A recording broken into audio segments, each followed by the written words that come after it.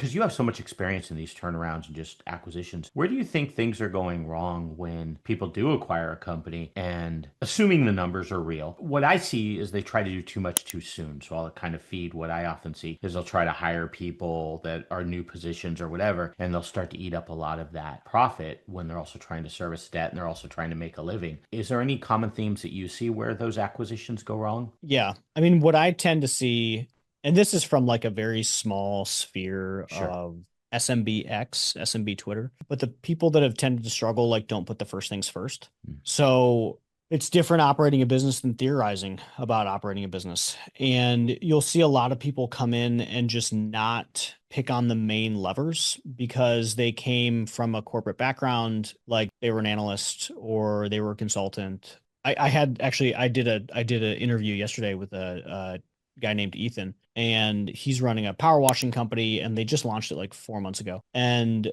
he ex not consulting, he was like doing he was in PE, kind of PE adjacent, and he is like personally cold calling and knocking doors, and he's personally doing the sales. And that is first things first. Like that guy's gonna kill. Like he's gonna win. Like he understands like what actually matters in these things is first things first. We have to get the lead, and somebody has to sell something. And before we recorded, your question ended up being about M&A, but you said like, "Hey, I want to talk a little bit about like what's your best advice for like 3 to 5 million." Like the best advice from literally any size to any size is like you need to sell. Like sales is almost the only thing that matters.